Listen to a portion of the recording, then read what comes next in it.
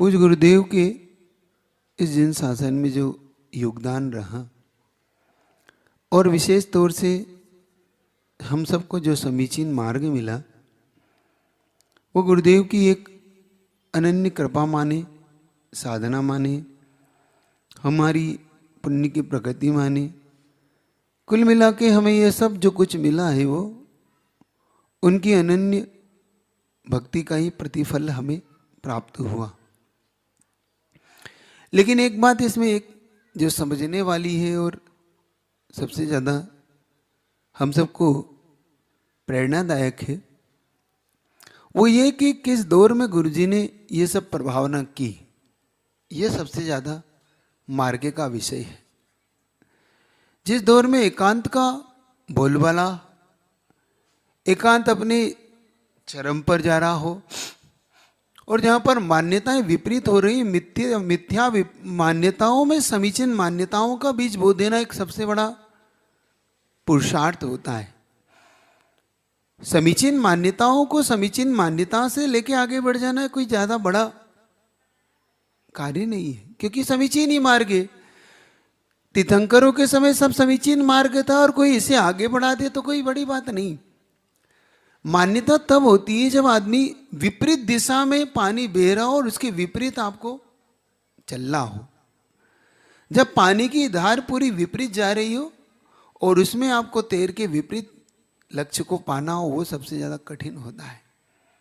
पानी के बहाव के साथ बह जाना और लक्ष्य पा जाना ये तो इजी है, क्योंकि वह दिशा भी और वह पानी भी और हवा भी सब कुछ आपके अनुकूल है।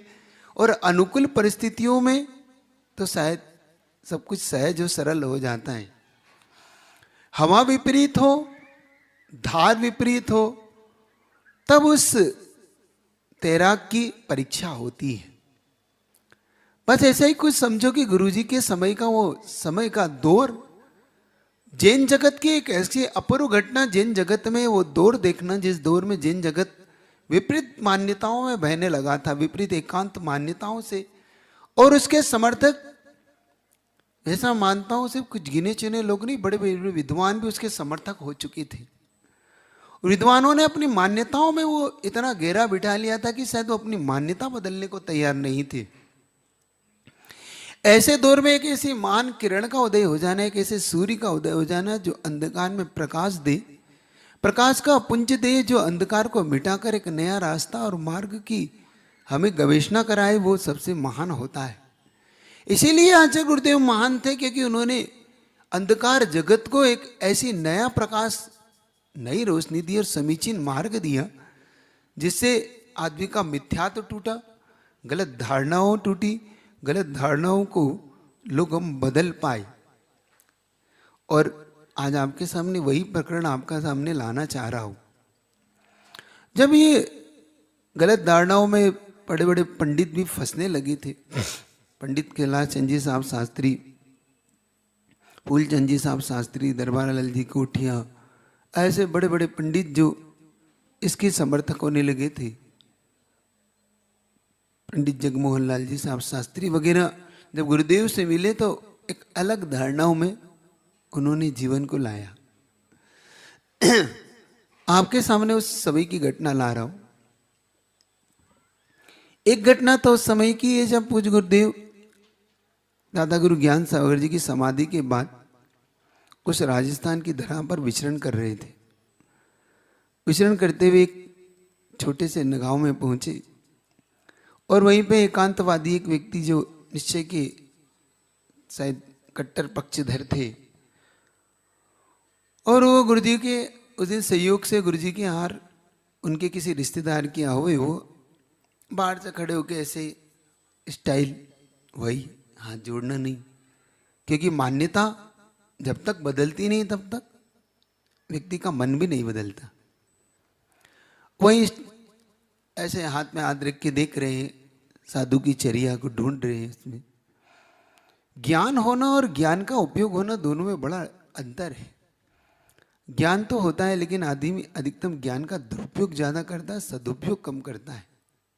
शायद उससे गुण कम खोजता है, दोष ज्यादा खोजता है जब ज्ञान होता है व्यक्ति को।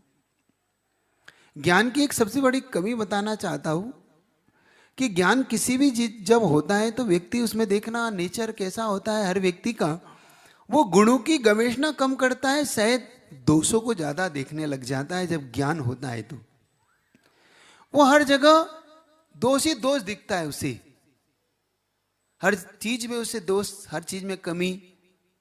और एक ये सामान्य है, एक ह्यूमन नेचर, यूं कहूं कि एक मानव स्वभाव हो चुका है। जब तक पता नहीं होता वो व्यक्ति स्वीकार कर लेता है, लेकिन थोड़ा सा भी ज्ञान होता है तो उसे हर चीज में भाई ये कमी है, ये कमी है, ये है, दिखाई होता है कि नहीं? होता है ना? होता है। लेकिन जिसकी आस्था मजबूत होती है उसका ज्ञान सही दिशा में कार्य करता है। वो दोष में भी गुण खोज लेता है, वो दोष को भी इग्नोर करके उस गुण को डेवलप करने का पुरुषार्थ करता है, और बल्कि संभालने का पुरुषार्थ करता है। एक सम्यक दृष्टि का एक गजब का लक्षण है। वो जानता है कि नहीं, ये दुर्लभ वस्तु का मिलना कठिन है, लेकिन इसमें थोड़ा सा दोष है तो ये सुधर सकता है, इसमें इसको उठाया जा सकता है। ये सम्यक दृष्टि का विशेष लक्षण है। उस समय गुरुजी जब दीर्घधारा पे विचरण कर रहे थे, सहयोग से वो देख रहे थे गुरुजी की चर्या को, और सहयोग से गुरुजी ने 4 अंजलि पानी लिया ही था, और देने वाले ने शायद परख नहीं कर पाया, क्योंकि कभी कभी आप लोग गिलास पकड़ते हैं और गिलास के अंदर के पदार्थ को नहीं समझ पाते कितना गर्म है, और खोलता हुआ दूध गुरुजी के हाथ में डाल दिया। उन्हें ये नहीं पता था कि कितना गर्म है, दुर्भाव नहीं था, ये एक चूक थी। और जैसे ही गुरुजी के हाथ में आया, गुरुजी संभल नहीं पाया, अंजलि छूटी और गुरुजी ने अंतराय कर दिया। वो अनुभव, वो बाहर जो एकांतवादी थे वो बाहर से दृश्य को देख रहे थे, वो गुरुजी के चेहरे पे तनिक भी सिकन नहीं था। सामने वाले की आंखों में, नेत्रों में आंसू थे कि ये मुझसे क्या हो गया, ये मुझसे कितना बड़ा अपराध हो गया, मैंने इतना विवेक क्यों नहीं रखा, पहले चेक क्यों नहीं किया। लेकिन जो होना सब वो हो चुका था।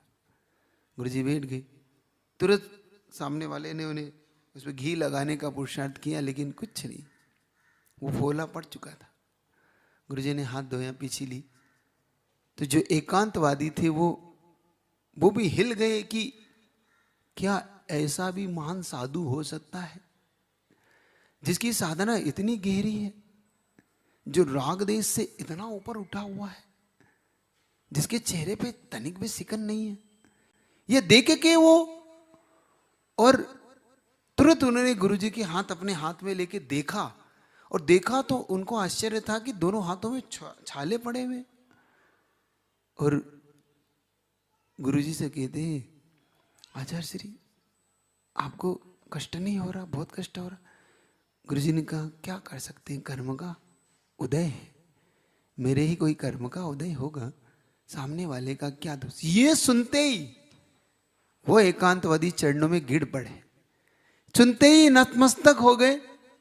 और वो लिखते हैं बाद में कि मैंने जैन शासन में ऐसा साधक पहली बार देखा जिसने इसके बाद कभी भी इसकी चर्चा नहीं की कि मेरे हाथ में क्या हुआ था और उसे सहन करता रहा। पहली बार ऐसा साधक मैंने देखा, और मैं नतमस्तक उनके चरणों में, और मेरी धारणा बदली। मैं जो मानता था कि साधु नहीं होते, पंचम काल में साधुओं का होना दुर्लभ है, लेकिन मेरी धारणा का भारी परिवर्तन आया। ऐसे ही एक आपके सामने एक और प्रसंग रख रहा हूं। ये प्रसंग पंडित कैलाश चंद जी शास्त्री, जो बड़े विद्वान हुए, जिन्होंने धौला जैसी ग्रंथों की टीका की, जिन्होंने अमृत चंद जी आचार्य के महाराज की सवाई सार जैसे कलश की व्याख्याएं, जिन्होंने गुरुजी के साथ बहुत बड़ी संगोष्ठियां की धौला पे, गुरुजी के साथ अजमेर जैसे नगर में रहकर गुरुजी को सुना, देखा और समझा, और एक नए नक्षत्र का उदय जैसे लेख लिखे, ऐसे महान महान विद्वान पंडित हुए। एक नक्षत्र का उदय जैन शासन में ये लिखने वाले पंडित, जिन्होंने आज तक कभी मुनियों को नमस्तु नहीं किया, नमस्तु किया भी तो कभी उनकी मान्यता में साधु नहीं बैठा, और साधु बैठ भी गया तो कभी उन्होंने आहारदान नहीं किया। लेकिन पूज्य गुरुदेव को देखकर, उनकी चर्या को देखकर उनका भी मन ललायत हो उठा। ये घटना कुंडलपुर की है, जब वहां पर एक बड़ी संगोष्ठी हुई गुरुजी के सानिध्य में। सन 77 में पंडित जगमोहन लाल जी साहब शास्त्री कटनी वाले, जिन्होंने इसकी पूरी रूपरेखा बनाई और बड़े बड़े विद्वानों को आयोजित किया, उन्हें निमंत्रण दिया। पंडित दरबार लाल जी कोठरिया, पंडित जगमोहन लाल जी साहब शास्त्री, कैलाश चंद जी साहब शास्त्री, फूलचंद जी साहब शास्त्री, पन्ना लाल जी साहब शास्त्री, ऐसे महान महान पंडितों का, गुलाब चंद जी साहब, ऐसे बहुत से विद्वानों और पंडितों की वहां पर बड़ी संगोष्ठी गुरु जी के सानिध्य में। और गुरु जी का स्वभाव और गुरु जी का जो सरल और सहज और गुरु जी की जो स्पष्ट व्याख्या, देखिए विशद व्याख्या आगम के और निश्चय और व्यवहार के विषय में जो कुछ भी द्वंद्व उनके मन में था, और गुरु जी की आगम युक्त जब जवाब दी सुनी, और एक एक जब उन्होंने दृष्टांत और गुरु जी के साथ विथ रेफरेंस, ऐसा नहीं तर्क से नहीं, आगम से सिद्धि देखी, आगम की एक एक रेफरेंस को जब देख के पंडित विद्वानों लोगों की आंखें खुली कि नहीं, ये तो हम आज तक क्या मानते थे निश्चय व्यवहार के विषय में, हमारे मन में क्या द्वंद्व था। और आज भी जैन जगत में इस पंचम काल में भी जैन साधुओं का विचरण होता है, हमारी मान्यता कितनी विपरीत थी। तब एक दिन वो बड़े उससे कहते पंडित जी कैलाश चंद जी साहब शास्त्री कि क्यों मैं आचार्य विद्यासागर जी महाराज को आहार दान दे सकता हूं, जिन्होंने आज तक आहार नहीं दिया किसी साधु को। वो पंडित जी कहते तो जगमोहन लाल जी साहब शास्त्री कहते नेकी और पूछ पूछ और सुबह शीघ्रम, ये तो बहुत जल्दी आपको कर लेना चाहिए। और तुरंत उन्होंने उस समय धोती दुपट्टे बदले। संयोग से पंडित जी साहब ने अपने घर पर ही पड़गान किया पूज्य गुरुदेव का। अब ये लोग क्योंकि पहली बार किसी गुरु को आहार दे रहे, दिगंबर मुद्रा में नमोस्तु कर रही, शुद्धि बोल रही, तो आंखें जिह्वा लड़खड़ा रही है, हाथ कपकपा रहे, और बड़े उससे तो किसी ने पंडित जी से पूछ लिया, पुलचंद जी साहब, कैलाश जी साहब शास्त्री पहली बार दे रहे हैं क्या?